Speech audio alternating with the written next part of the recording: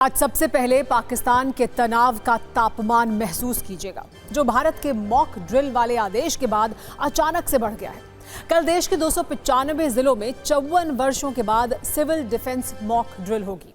इसकी क्या तैयारी है और आपको क्या करना है, ये नोट कर लीजिएगा। पहलगाम हमले के बाद पाकिस्तान रोज कैसे डर डर कर जी रहा है, आज हमने इस पर भी एक वीडियो कुंजी तैयार की है। इसमें नया बयान पाकिस्तान के रक्षा मंत्री ख्वाजा आसिफ का है, जिन्होंने कहा है कि मॉक ड्रिल के आदेश के बाद अब यह तय है कि भारत किसी भी वक्त हमला करने वाला है। इस बीच भारत में बैठकों का दौर लगातार जारी है। आज देश के राष्ट्रीय सुरक्षा सलाहकार अजीत डोभाल ने एक बार फिर प्रधानमंत्री मोदी के साथ मुलाकात की है। पीएम के साथ उनकी ये बैठक 40 मिनट तक चली और 24 घंटे में प्रधानमंत्री के साथ ये उनकी दूसरी मुलाकात थी। इस बीच कांग्रेस अध्यक्ष मल्लिकार्जुन खड़गे ने पहलगाम हमले को लेकर बड़ा बयान दिया है। खड़गे का कहना है कि हमले के 3 दिन पहले पीएम मोदी को इंटेलिजेंस की रिपोर्ट भेजी गई थी और इसी को देखते हुए उन्होंने अपना कश्मीर दौरा रद्द कर दिया था। आज कांग्रेस नेता राहुल गांधी ने भी हरियाणा के करनाल में नेवी के लेफ्टिनेंट विनय नरवाल के परिवार से मुलाकात की, जिन्हें पहलगाम में आतंकियों ने धर्म पूछकर मार दिया था। इस दौरान राहुल गांधी ने पहलगाम हमले में सरकार की चूक को चिंताजनक बताया। एक बड़ी खबर जातिगत जनगणना पर, जिसे लेकर कांग्रेस अध्यक्ष खड़गे ने पीएम मोदी को लेटर लिखा है। उन्होंने सर्वे करवाने के लिए 3 सुझाव भी दिए हैं और प्रश्नों को तैयार करने के लिए तेलंगाना मॉडल को अपनाने की मांग की है। अमेरिकी राष्ट्रपति ट्रंप ने यूएन को मिलने वाले 19,000 करोड़ का फंड रोक दिया है। ट्रंप के फंड न देने से यूएन कंगाली के कगार पर है और अगर हालात नहीं बदले तो यूनाइटेड नेशंस के पास 5 महीने के बाद कर्मचारियों को तनख्वाह देने के पैसे भी नहीं होंगे। भारत सरकार ने 7 मई को देश के 295 जिलों में मॉक ड्रिल का आदेश दिया है। हम अपने सभी न्यूज मित्रों को मॉक ड्रिल के बारे में जागरूक करने का प्रयास कर रहे हैं। हमारा मकसद पैनिक फैलाना नहीं है।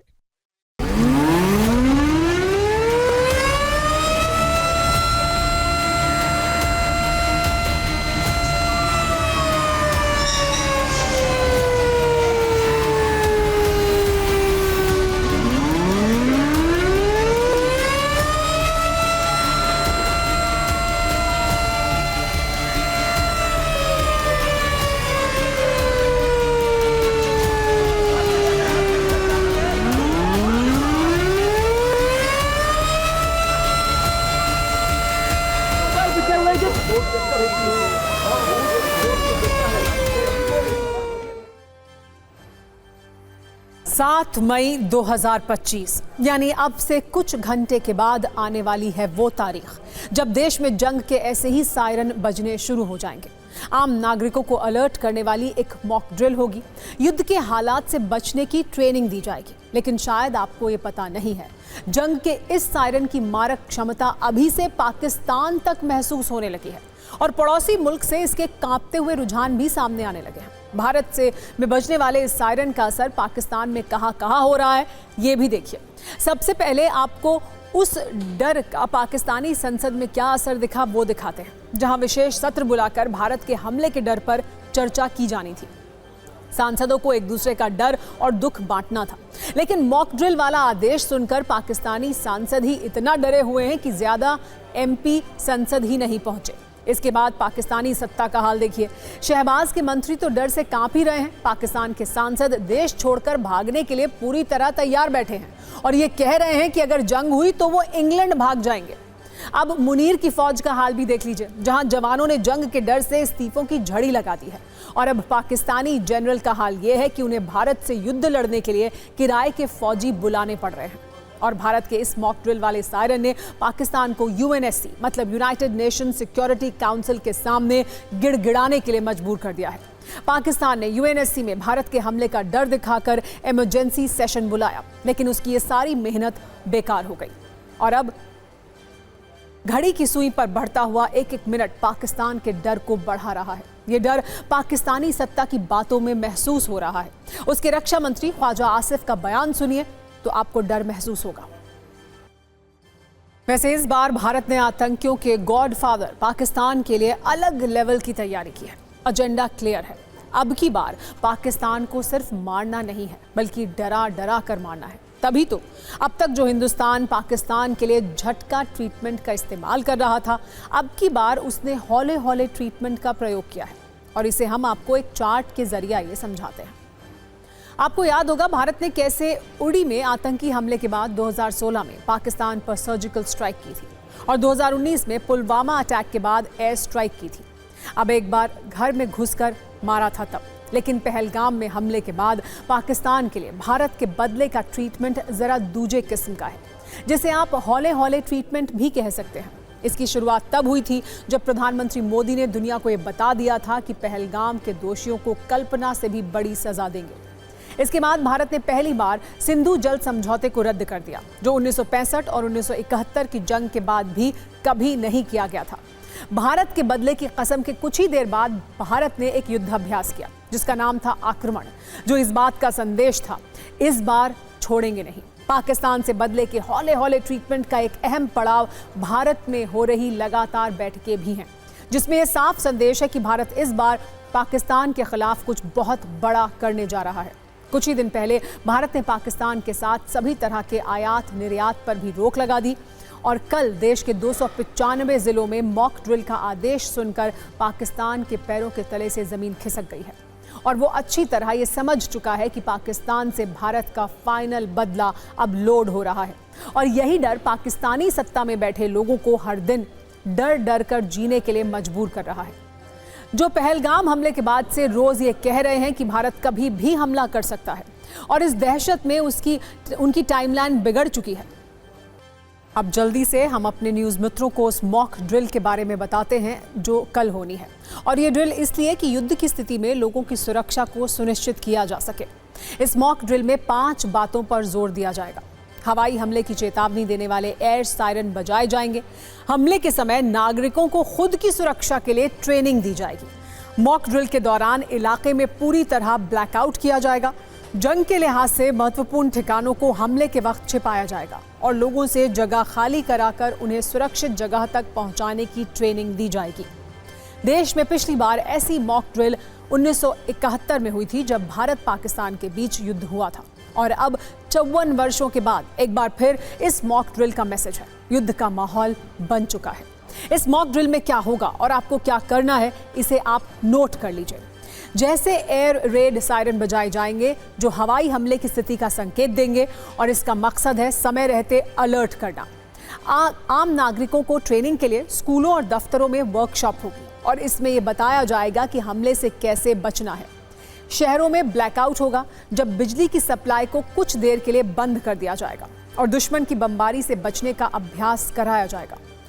कैमोफ्लाज रिहर्सल भी होगी जिसके तहत सेना के ठिकानों, पावर प्लांट जैसे अहम जगहों को छिपाया जा सकता है और दुश्मन की नजरों से उसे बचाया जाता है। कल होने वाली इस मॉक ड्रिल की क्या तैयारी है, इस पर हम अपने न्यूज़ मित्रों को एक न्यूज़ रील भी आइए दिखाते हैं।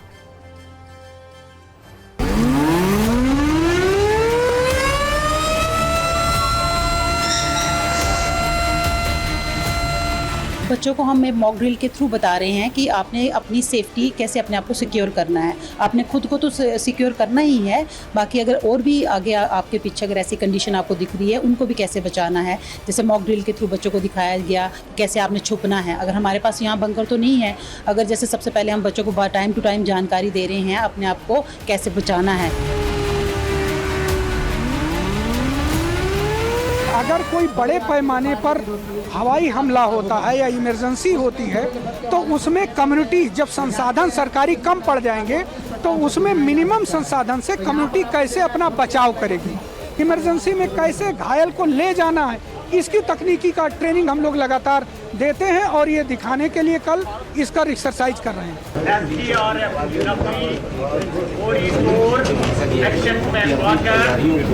इस रोड में जो लोग कैप्साइज हुई है, रोड में घूमने वाले हैं इसको बचाते हैं।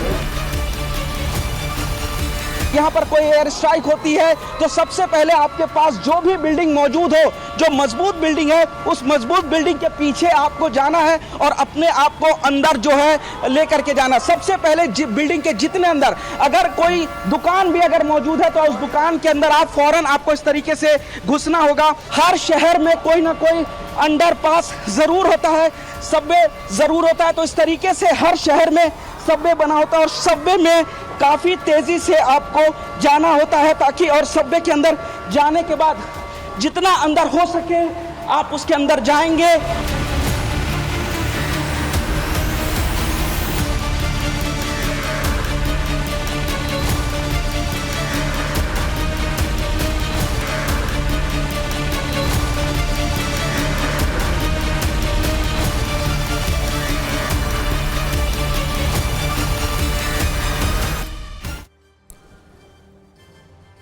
वैसे आज हमने युद्ध वाली इस मॉक ड्रिल पर सत्ता की एक कुंजी भी तैयार की है।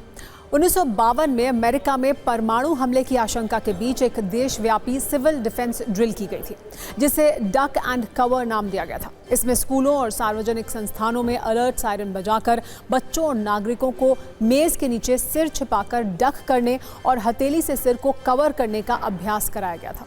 इसी तरह 1942 में कनाडा में इफ डे ड्रिल की गई थी, जब द्वितीय विश्व युद्ध के दौरान कनाडा के शहर में इफ डे का आयोजन हुआ। इसमें एक नकली नाज़ी हमले का नाटक किया गया। तब भी सायरन बजाए गए थे और पूरे शहर की लाइटें बंद कर दी गई थी। जबकि भारत में ऐसी डिफेंस ड्रिल 1971 में हुई थी, जब भारत पाकिस्तान युद्ध के समय मॉक ड्रिल के लिए रेडियो से पूरे देश में संदेश प्रसारित किए गए थे। युद्ध से 4 दिन पहले ये मॉक ड्रिल शुरू हुई थी और अब 54 वर्षों के बाद जंग वाली ये मॉक ड्रिल भारत में होने जा रही है। और इसका संदेश क्लियर है, पहलगाम का हिसाब होगा और तसल्ली बख्श होगा।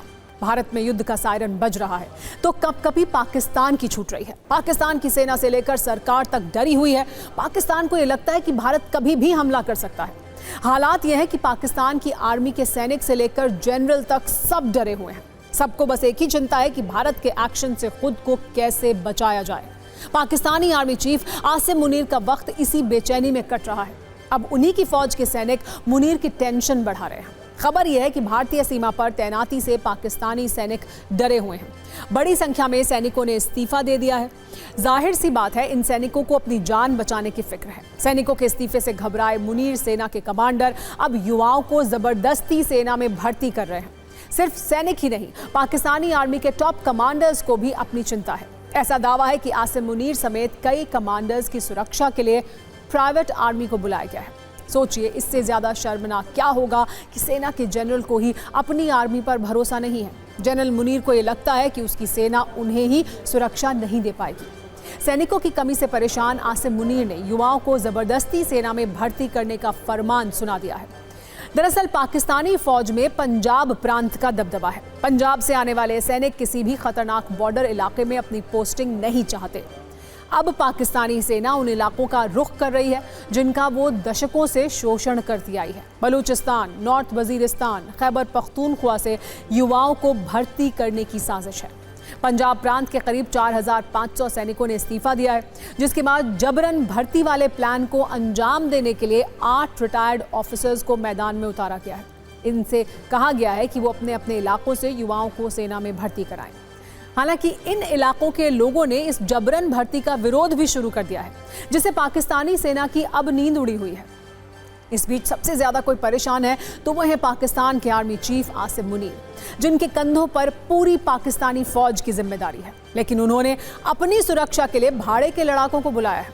खबर है कि आसिम मुनीर और पाकिस्तानी आर्मी के बड़े अधिकारियों की सुरक्षा के लिए भाड़े के विदेशी लड़ाकों को तैनात किया गया है। जानकारी के मुताबिक यूक्रेन युद्ध में लड़ चुके अमेरिकी और ब्रिटिश पीएमसी यानी प्राइवेट मिलिट्री कंपनियों से जुड़े भाड़े के कई सैनिक इस वक्त पाकिस्तानी आर्मी के अधिकारियों की सुरक्षा में लगे हैं। सोशल मीडिया पर कई ऐसे वीडियो और तस्वीरें वायरल हैं जिससे पता चलता है कि पाकिस्तान की सुरक्षा इस वक्त भाड़े के लड़ाकों के हाथों में है।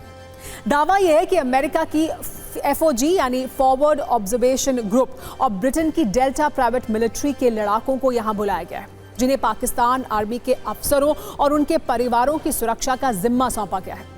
इन दोनों कंपनियों के भाड़े के लड़ाके इस वक्त लाहौर, इस्लामाबाद में मौजूद हैं, जो जरूरत पड़ने पर बड़े नेताओं के परिवारों को भी सुरक्षा देंगे। इसके लिए आसिम मुनीर ने भारी भरकम भुगतान भी किया है। वैसे आसिम मुनीर को यह पता होना चाहिए कि इन लड़ाकों को सिर्फ और सिर्फ अपनी पेमेंट से मतलब होता है। किराए के इन सैनिकों को इस बात से भी कोई फर्क नहीं पड़ता कि वो कराची में हैं, काबुल में हैं या कीव में हैं। दरअसल पीएमसी यानी प्राइवेट मिलिट्री कंपनियां ऐसी कंपनियां होती हैं जो पैसों के बदले हथियारों की सप्लाई करती हैं, सुरक्षा और ट्रेनिंग देती हैं और हाई प्रोफाइल लोगों को सुरक्षा देती हैं। ये कंपनियां सेना के नियम और कानून से बंधी नहीं होती हैं, ये अपने तरीके से काम करती हैं। इनका कॉन्ट्रैक्ट पे पर मिशन मॉडल वाला होता है, यानी हर मिशन की पेमेंट के हिसाब से उसे अंजाम दिया जाता है। सबसे पहले अरब सागर में आईएनएस विक्रांत की तैनाती हुई। आईएनएस सूरत से अरब सागर में सतह से हवा में मार करने वाली मिसाइल से तेज कम उड़ान वाले लक्ष्य को सफलतापूर्वक भेदा गया। राफेल और सुखोई 30 से सेंट्रल सेक्टर में युद्धाभ्यास हुआ। युद्धाभ्यास को आक्रमण नाम दिया गया।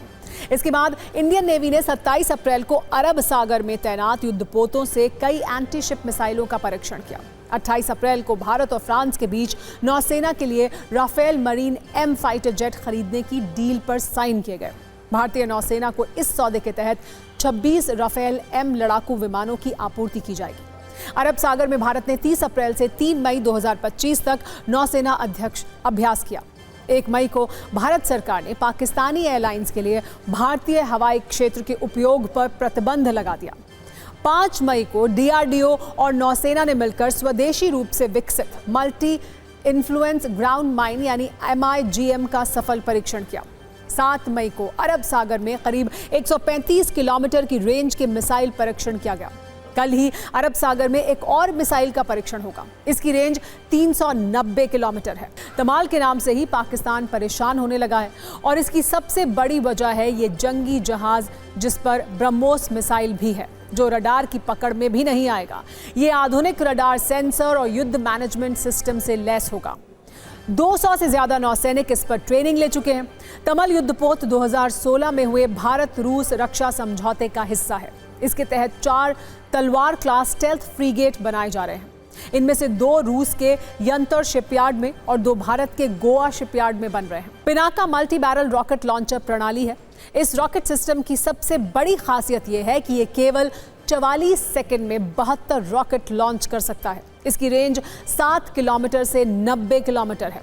इस रॉकेट की रफ्तार 5797 किलोमीटर प्रति घंटा है, यानी ये 1 सेकंड में 1.61 किलोमीटर प्रति सेकंड से हमला करता है।